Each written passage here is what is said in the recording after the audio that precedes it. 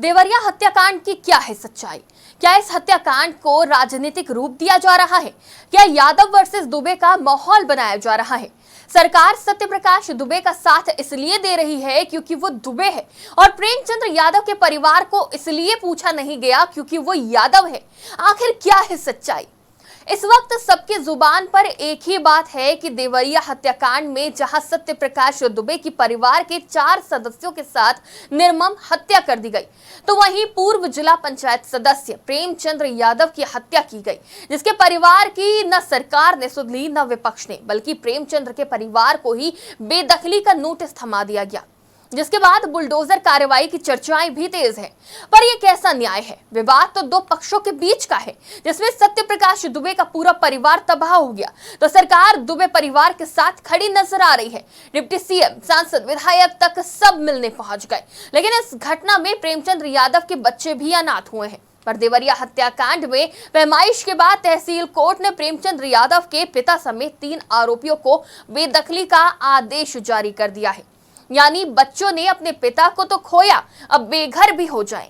पहले सरकार द्वारा की जा रही कार्रवाई के पीछे का सच समझिए कि ये कार्रवाई क्यों हो रही है। समझिए कि ये लड़ाई जातियों की वजह से है या मामला कुछ और है। देवरिया विवाद की शुरुआत होती है एक जमीनी विवाद से।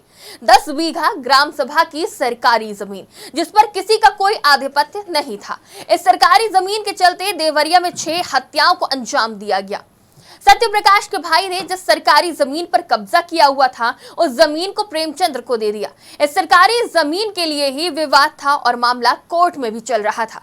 2 अक्टूबर को जमीन विवाद में दोनों पक्षों में जमकर मारपीट हुई, जिसमें प्रेमचंद्र यादव की मौत हो गई।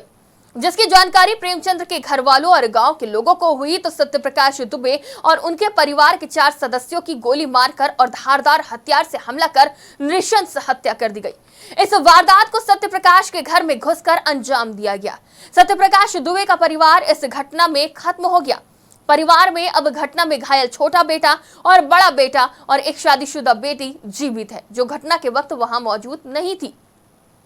इस सामूहिक हत्याकांड में सरकार ने एक्शन लेते हुए मुख्य आरोपी नवनाथ मिश्र समेत 21 लोगों को गिरफ्तार किया है।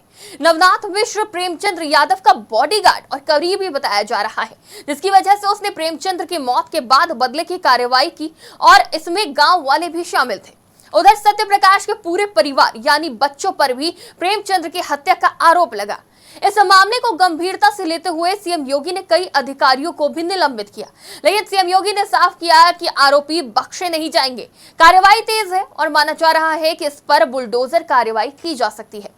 हालांकि प्रेमचंद्र के वकील गोपीनाथ की माने तो इस आदेश के बाद वो डीएम कोर्ट में अपील करेंगे। गोपीनाथ के मुताबिक इसके लिए 30 दिन का समय होता है। अगर इससे पहले एक्शन यानी कि बुलडोजर कार्रवाई होती है तो ये कानून की अवहेलना मानी जाएगी। उधर बेदखली के आदेश के बाद प्रेमचंद्र की बेटियों ने सरकार से मकान न गिराने की गुहार लगाई है। वहीं प्रशासन ने बुलडोजर कार्रवाई पर रोक लगा दी है। तो वहीं पूर्व सीएम और सपा के राष्ट्रीय अध्यक्ष अखिलेश यादव 16 अक्टूबर को देवरिया जाएंगे। इस दौरान वो श्रद्धांजलि सभा में शामिल होंगे। अब इस मामले में जो भी नई अपडेट आएगी हम आपको उससे रूबरू कराएंगे। अब देखते रहिए आज की खबर।